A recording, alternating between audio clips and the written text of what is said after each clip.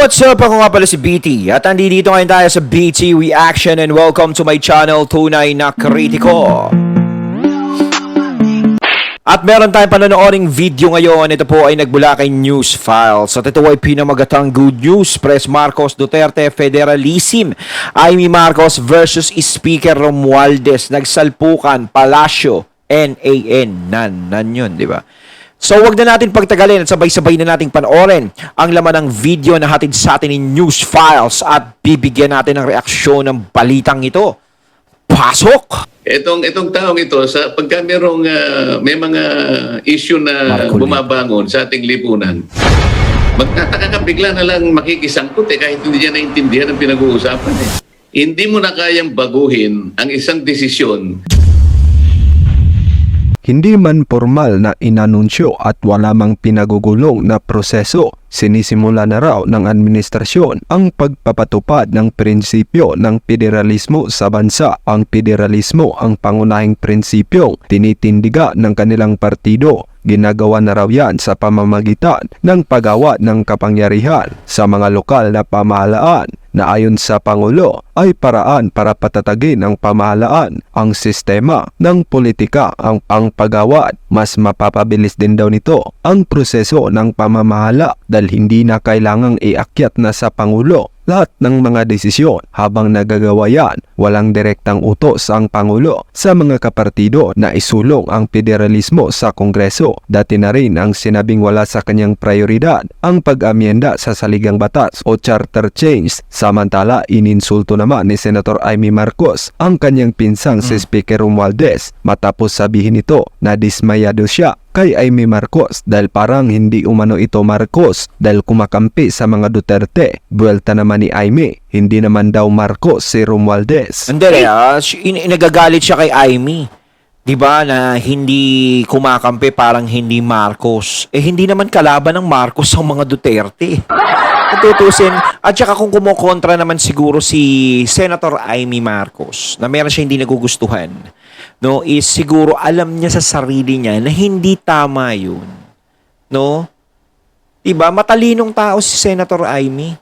At hindi yan uto-uto. Alam naman natin na parang mas lalaki pa nga siyang kumilos kay PBBM, di ba? At mas lalaki pa talaga siyang magsalita. Matapang ang isang Amy Marcos eh. Di ba? Kumbaga, kung nasa puso mo talaga ang mamamayan, ang sambayan ng Pilipino, kung importante sila sa iyo, ipaglalaban mo kung ano ang tama. At kung alam mong mali, no, yung nakikita mo, na alam mong makakaapekto sa mga Pilipino, 'di ba, sa kinabukasan ng mga Pilipino, is hindi mo papayagan naman yun. 'Di ba? Yun, nanaig kay Senator Amy Marcos yun. Na kahit kadugo kita, is mas matimbang pa rin ang taong bayan. Oh. At saka wala naman din siyang nakitang mali sa mga Duterte. Ganun yun eh. Parang hindi naman kakampiyan siguro kung alam niya na may mali din ang mga Duterte. Kaso wala namang ginawa eh. Hindi ko nang pinagtatanggol dito, no, mga Duterte. No, kasi kahit naman ako hindi naman ako bulag eh. Nakikita ko naman na walang ginawang masama yung mga Duterte, walang masamang tinapay na ginawa dito sa atin lahat. No, para mag-suffer sila ng ganun. Sabihan sila o pagbintangan silang ganun. 'Di ba?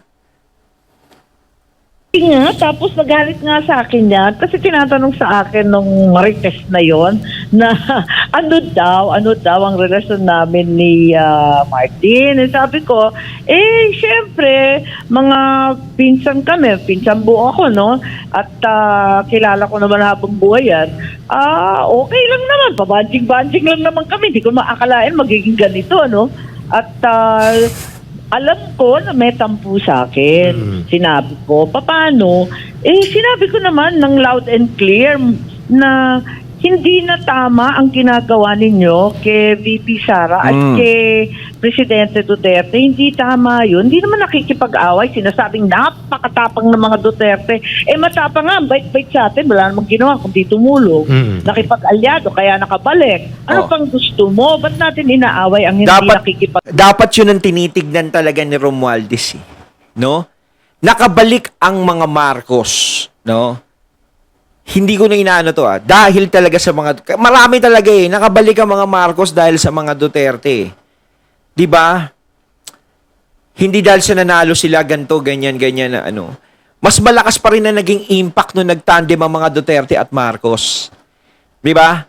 At nalaman talaga ng mga tao, syempre yung mga curious, bakit ang dami pa rin nagugustuhan ng mga Marcos sa kabila ng mga istorya na hindi maganda sa kanila. Maraming curious na mga tao na gano'n na hindi alam ang tunay na istorya ng mga Marcos at ni Apo Lakay nung panahon na yon na nag-research at napatunayan nila sa sarili nila na walang ginawang masama ang mga Marcos. Diba? Nung panahon ni Duterte. Diba? So, eto na. Nandiyan na naipalibing ang ating dating presidenteng Marcos sa libingan ng mga bayani, na ibalik uli ang mga Marcos dyan, nabalik ang mga tiwala ng mga taong bayan. Kumbaga, ang laki din ng naitulong ng mga Duterte. Ano yung masamang ginawa ng mga Duterte sa mga Marcos? Wala akong makita. Kaya ganyan siguro ipaglaban ni Senator Amy ang mga Duterte kasi wala rin siyang nakikita na hindi magandang pakikitungo ng mga Duterte sa Marcos. 'Di ba? Sa mga Marcos para hindi niya ipagtanggol o magsalita siya na tama na 'yan. Bakit kayo ganyan? 'Di ba? Wala namang ginagawa sa atin ng mga Duterte. Nakabalik tayo diyan. Nagtulungan ng Marcos at Duterte. 'Di ba? Para makabangon uli yung mga Marcos. Na alam naman natin na lahat ng Marcos loyalist na gustong mangyari at eto naganap na. No? Kaso nga lang eto na naman, no? Nasisira yung magandang tandem na binuo, yung unity team. Siyempre, doon tayo umasa Yung unity team, ang ganda ng mga set line-up niyan. Tapos biglang magkakaganito, no? Dahil sa taong yun, nagkaganito ang unity. Pag-away. Correct. Nagalit sa akin, bakit daw ganon? Mas Duterte pa daw ako kesa sa Marcos. Yeah. Sa loob-loob ko, hindi ka naman Marcos, hello. Romualdez. Lagot ka!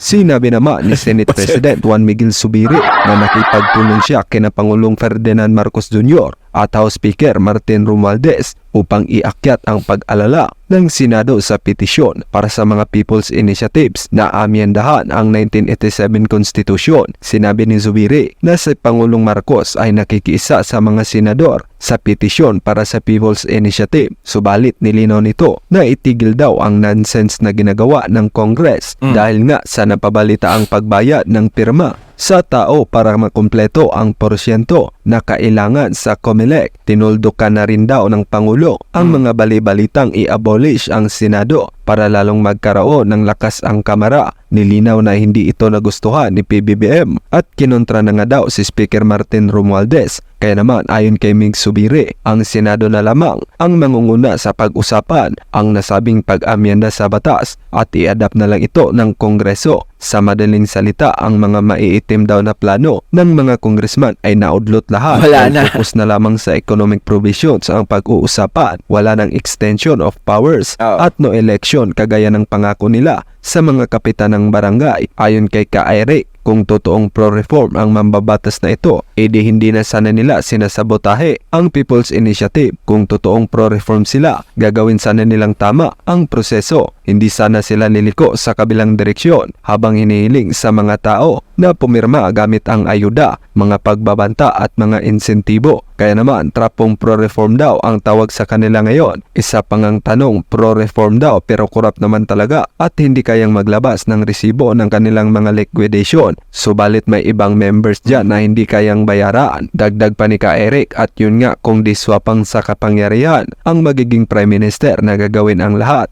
Mahawakan lang sa leeg ang mga tao. Ngayon pa lang wala ng dignidad at moral ang mga lider na gusto pagawing Prime Minister. Handang budulin ang mga ordinaryong mamamayan na may ayuda, suhol at insentibo at hindi kailanman nagbigay ng oras upang turuan sila. Ito ba ang hakbang na naisip nila para daw sa pagbabago? kung gagawin nila ang mga shortcut at trap o efforts ngayon kapag wala pa silang kapangyarihan. Gaano pa kaya kapag nasa ibabaw sila ng food chain? Ang sistema ay ang tao ngayon ang ginagamit para sa pagsusulong nito. Napakalinaw umano na baliktad ang nangyayari. Ito naman ang paliwanag ni Representative Rodante Marcoleta sa isang panayam nito sa TV. Dito iniisa-isa ng magaling na mambabatas kung ano ang mali at paraan at para saan talaga ang People's Initiative na ito. So, mawawala na talaga yung ayuda. O, paano yan? Wala nang ayuda ngayon.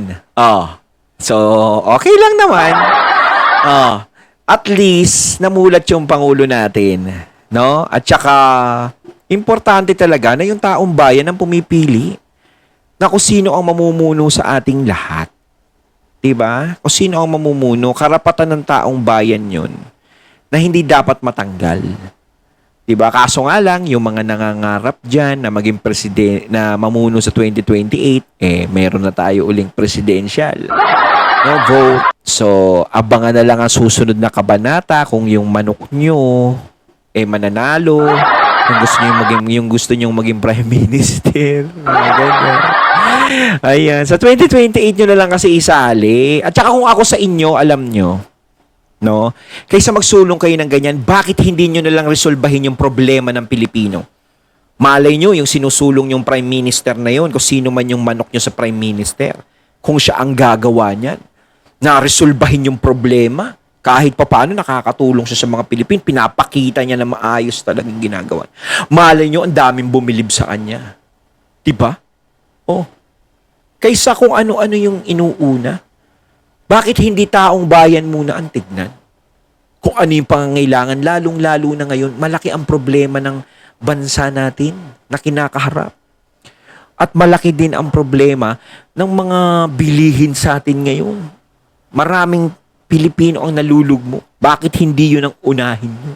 Ayon, at ating natunghayan ng video na nagbula kay News Files. Ayan ang malinaw na hindi na matutuloy ang gusto nilang mangyari sa atin. So, kayo mga katunay, anong masasabi nyo tungkol dito? So, once again, I'm BT and I'm out. Peace.